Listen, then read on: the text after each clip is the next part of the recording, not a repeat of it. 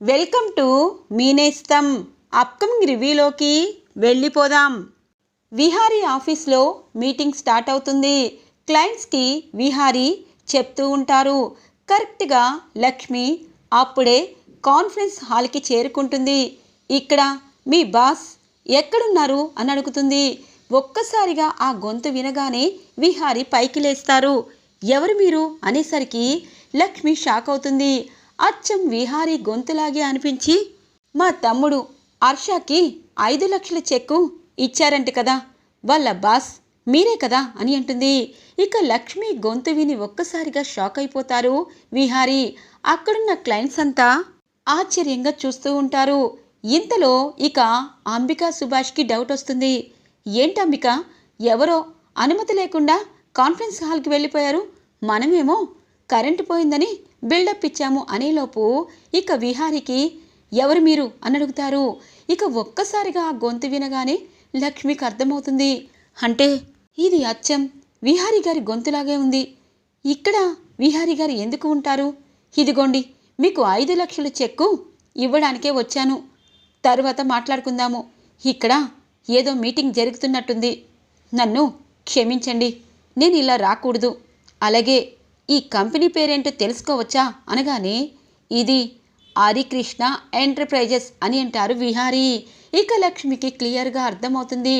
చెక్కు అక్కడ పెట్టి పరుగు పరుగున బయటికి వచ్చి ఊపిరి పీల్చుకుంటుంది లక్ష్మి. అప్పుడు బోర్డు చూస్తుంది. అది హరికృష్ణ ఎంటర్ప్రైజెస్ అన్న బోర్డుని చూసి, అంటే విహారీ గారి నాన్నగారిదా ఈ ఆఫీస్? అంటే విహారీ గారు ఇక్కడే ఉన్నారా? అమ్మో, కరెంటు లేదు కాబట్టి నన్ను గుర్తుపట్టలేదు. నిజం చెప్పాలి అంటే ఇప్పటికీ నమ్మలేకపోతున్నాను, ఇక్కడే విహారీ గారు ఉన్నారా అని చెప్పి ఇక పరుగు పరుగున ఆటోలో ఇంటికి వెళ్ళిపోతుంది లక్ష్మి. ఇక తన రూమ్కి వచ్చి విహారీ గురించి ఆలోచిస్తూ ఉంటుంది. విహారీ గారు, వైజాగ్లో మీరు హరికృష్ణ ఎంటర్ప్రైజెస్ని స్థాపించారా? లేదు, ఎప్పుడో విన్నట్టు గుర్తు, వైజాగ్లో మీకు కంపెనీ ఉందని. కానీ ఇక్కడ మీరు నేను ఒకే దగ్గర. నిజం చెప్పాలంటే ఒక్క క్షణం నా గుండె ఆగిపోయింది అని చెప్పి ఇక హర్ష దగ్గరికి వస్తుంది. హర్ష, మీ బాస్ పేరు ఏంటి అని అడుగుతుంది. అక్క, చెక్కు ఇచ్చేసావా? ఎందుకక్క ఇంత ఆత్మాభిమానం? స్కూల్లో 2 లక్షలు ఫీజు కట్టావు, ఇంకొక 50,000 కోసం మళ్ళీ కష్టపడతావు. ఇప్పుడు నీకు ఎవరు తక్కువ చేయలేదు కదక్కా. మా సార్ మీరు అనుకున్నట్టు చెడ్డవాడు కాదక్కా, చాలా మంచివాడు అని అంటారు. ఇక మీ సార్ పేరు ఏంటి అనగానే మా సార్ పేరు విష్ణు విహారీ అక్క అని అంటారు. ఇక ఒక్కసారిగా అర్థమవుతుంది లక్ష్మికి. విహారీ గారు ఇక్కడే ఉన్నారా? నిజం చెప్పాలంటే మీరు నాకు డబ్బులు ఇచ్చారా? ఆ డబ్బులు మన హరికృష్కి ఖచ్చితంగా ఉపయోగపడేవి. కానీ ఇప్పుడు నేను ఆ డబ్బులు ఇచ్చేశాను, కానీ మీరు ఇక్కడే ఉన్నారా? నాకు ఎందుకో మిమ్మల్ని చూడాలనిపిస్తుంది అని చెప్పి మనసులో అనుకుంటుంది లక్ష్మి. ఇంతలో హరికృష్ణ బాబు వస్తారు. అమ్మా, ఏంటి ఆలోచిస్తున్నావు? నిజం చెప్పాలంటే సూపర్ మ్యాన్ చాలా మంచివాడమ్మా. నువ్వు డబ్బులు ఇవ్వచ్చు, కానీ కోపంగా ఉండొద్దమ్మా అని అంటారు. సరే, తప్పకుండా కోపంగా ఉండను, కానీ నిన్ను మీ నాన్న దగ్గరికి చేర్చాలి అని చెప్పి మనసులో అనుకుంటుంది లక్ష్మి. ఇది ఇలా ఉండగా సుభాష్ అలాగే ఇటువైపు అంబిక ఇద్దరు ఇక కరెంట్ రావడంతో కాన్ఫరెన్స్ హాల్కి వస్తారు. ఆ 5 లక్షల చెక్కు చూస్తారు. విహారీ, ఎవరు వచ్చింది నీ గురించి అడిగి తొందరగా ఈ చెక్ ఇచ్చి మాయమైపోయింది అనగానే, అవునత్తయ్య, నాకు తెలియటం లేదు అనగానే ఇంతలో క్లయింట్స్ అంటారు, చూడండి విహారీ గారు, వచ్చిన అమ్మాయికి చాలా ఆత్మాభిమానం ఎక్కువగా ఉంది. ఎందుకంటే తను చెక్కిచ్చి కనీసం మీరు ఏమంటారు అని కూడా తను అనుకోలేదు, వెళ్ళిపోయారు అనగానే, పొగరు బాగా ఎక్కువైనట్టుంది విహారీ. నువ్వు ఇలా వచ్చిన వాళ్ళందరికీ, నీకు నచ్చిన వాళ్ళందరికీ ఇలా డబ్బులు ఇచ్చిపోతూ ఉంటే కొంతమంది పొగరుబోతులు రిటర్న్ వస్తారు, వాళ్ళని ఎక్కడ పెట్టాలో అక్కడే పెట్టాలి అని అంటుంది అంబిక. అత్తయ్య, నేను ఇచ్చినా తను తీసుకునే రకంలా కాదు, కానీ తను మన కంపెనీకి చాలా సహాయం చేసింది. ఇప్పుడు ఇక్కడ నేను ఇలా మీ అందరితో కాన్ఫరెన్స్ హాల్లో మాట్లాడుతున్నాను, మీటింగ్ అరేంజ్ చేస్తున్నాను, మళ్ళీ హరికృష్ణ ఎంటర్ప్రైజెస్ని రీఓపెన్ చేస్తున్నానంటే కారణం తనే అని అంటారు. అంటే అనగానే ఆ రోజు 150 కోట్లని కాపాడి అలాగే డాక్యుమెంట్స్ని కరెక్ట్ టైంకి తన కొడుకు తను తీసుకురాకపోతే ఇక్కడ ఈ మీటింగే జరగదు. కానీ తనకింత ఆత్మాభిమానం ఉందని నేను అస్సలు అనుకోలేదు. అలాంటి వాళ్ళంటే నాకు చాలా ఇష్టం. అంబిక అత్తయ్య, తన ఇల్లు అనేది నాకు తెలుసు. తను రేపటి నుండి ఈ ఆఫీస్లో నా పిఏగా నేను పెట్టుకోబోతున్నాను. ఎందుకంటే అలా నిజాయితీగా ఉన్న మనుషులంటే నాకు ఇష్టం కదా అనగానే, హల్లుడు సూపర్ డెసిషన్, నిజంగా ఇంత నిజాయితీ గలవారు మన లక్ష్మీలాగా అనేలోపు మావయ్య అని అంటారు. లక్ష్మి కూడా చాలా నిజాయితీ గల అమ్మాయి, కానీ ఎక్కడుందో అని అనుకుంటారు చారుకేశ. ఇటు అంబిక, అంటే కొత్త పిఏ వస్తుందా, మేమున్నాం కదా అని అంటారు. అయ్యో అత్తయ్య, ఎంతమంది ఉన్నా నిజాయితీ గలవారు కొత్తగా ఆఫీస్లో తీసుకోవడం బెటర్ కదా అనగానే, అవును సార్, ఆ అమ్మాయి చాలా నిజాయితీ గల అమ్మాయిలా ఉంది. అలాగే మీరు చెప్పిన ఈ హరికృష్ణ ఎంటర్ప్రైజెస్లో సలహాలు అలాగే పెట్టుబడులు మాకు నచ్చాయి. ఇక మా షేర్స్ కూడా హరికృష్ణ ఎంటర్ప్రైజెస్లో కలపడంతో ఇక మనం ఉమ్మడిగా ఈ కంపెనీని పైకి లేపబోతున్నాము అని చెప్పి ఇక క్లయింట్స్ అండంతో అందరూ చప్పట్లు కొడతారు. ఇక విహారీ సిరి కోసం, అంటే తను హర్ష వాళ్ళ అక్క కాబట్టి తన కోసం ఆలోచిస్తూ ఉంటాడు. నిజంగా తను జ్యూసులు అలాగే అన్నీ అమ్ముకుంటూ కష్టపడి తన కొడుకుని పెంచుతూ ఉంటుంది. నేను ఉద్యోగం ఇచ్చినా తీసుకుంటుందా? తను ఖచ్చితంగా తీసుకోదేమో. నేనే వెళ్ళి తనకి సారీ చెప్పి మా కంపెనీలో పిఏగా పెట్టుకుంటాను. ఎందుకంటే విహారీ మంచి వాళ్ళ కోసం కిందికి దిగినా పర్వాలేదు అని చెప్పి అనుకుంటారు విహారీ. నైట్ అవుతుంది. ఇక విహారీ ఆశాకి కాల్ చేస్తారు. సారీ సార్, మా అక్క అలాంటి నిర్ణయం తీసుకుంది, మీరు మంచివారని అక్కకి చెప్పాను అనగానే, లేదు, ఖచ్చితంగా మీ అక్క చాలా ఆత్మాభిమానం గల యువతి. తనకి నేను ఆఫీస్లో ఉద్యోగం ఇవ్వాలనుకుంటున్నాను. మళ్ళీ తను ఆ ఉద్యోగాన్ని రిజెక్ట్ చేసే అవకాశం ఉంది. కానీ తనకు తెలియకుండానే మీరు నా గురించి గొప్పగా చెప్పారు. తనకు తనే తెలుసుకోవాలి అని అంటారు. సార్, నిజం చెప్పాలంటే ఇప్పుడు నేను చాలా రిపోర్ట్స్ మీకు పెట్టాను. అలాగే మన కంపెనీ కోసం మీరు నాకు అడిగారు కదా, అకౌంటెంట్గా ఎలా చేస్తే మన కంపెనీ మళ్ళీ పూర్వ వైభవం తీసుకుంటుందని, అవన్నీ మా అక్కే చేసి ఇచ్చింది సార్. నాకు హెల్త్ బాగాలేదు కదా, నేను రికవరీ అవ్వడానికి ఇంకో 4 రోజులు పడుతుంది. మా అక్కే అవన్నీ చూసుకుంటాను అనింది.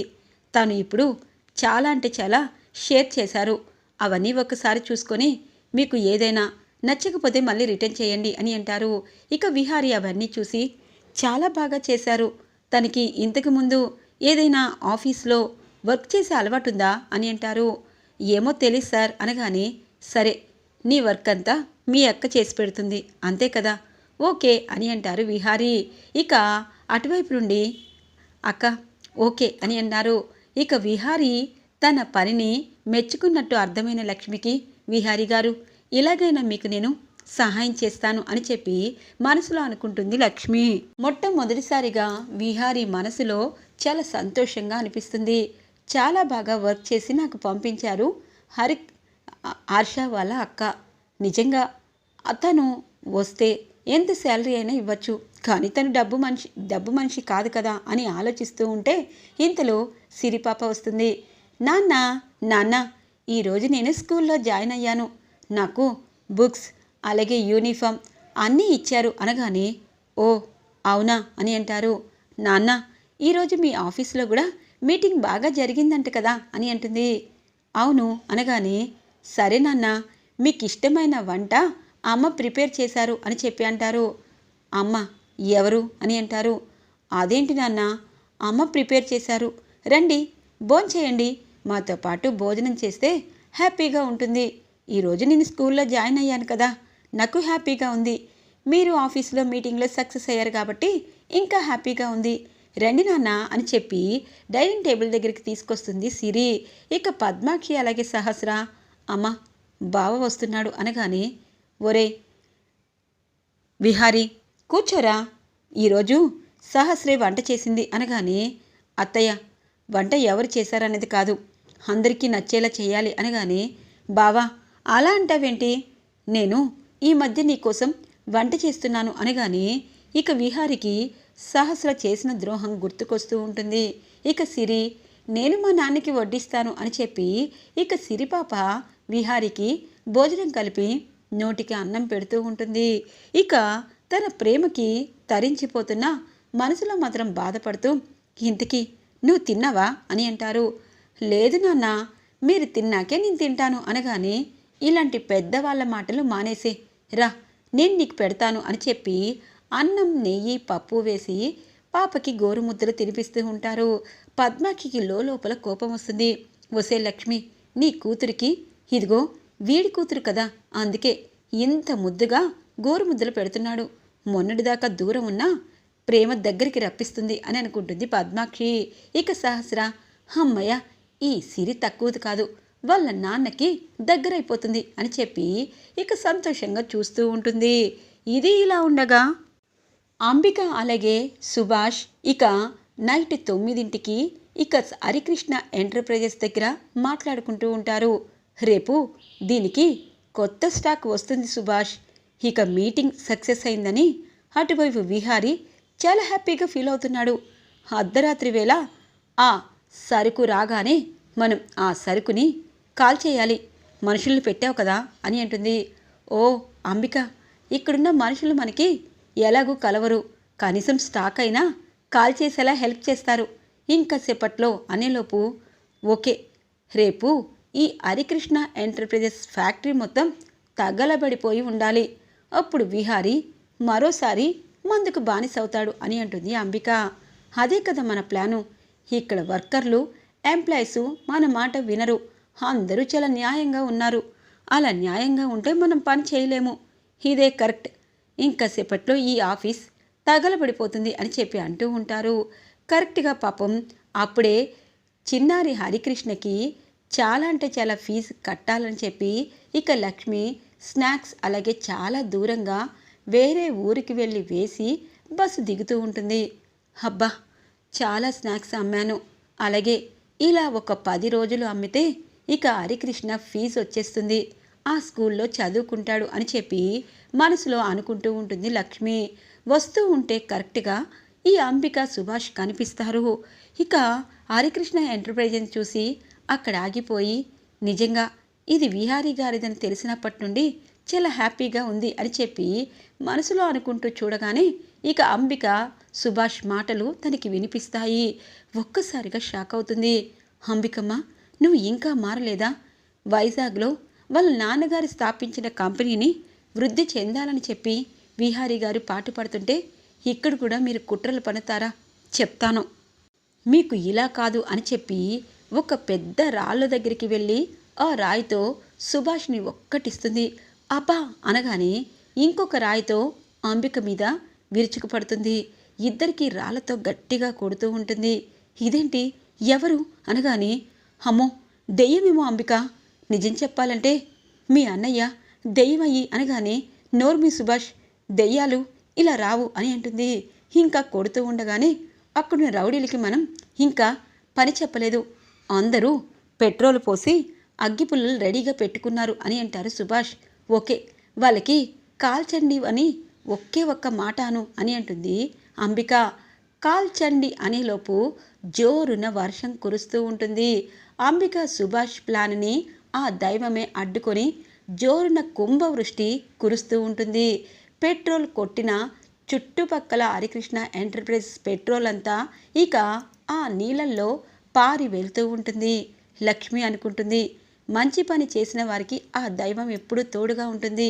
ఇప్పుడు రాళ్ళ దెబ్బలు కొట్టాను, రేపు మీ వీపులు వాచిపోయేలా ప్రతిరోజు కొడతాను అని చెప్పి లక్ష్మి అక్కడి నుండి వెళ్ళిపోతుంది.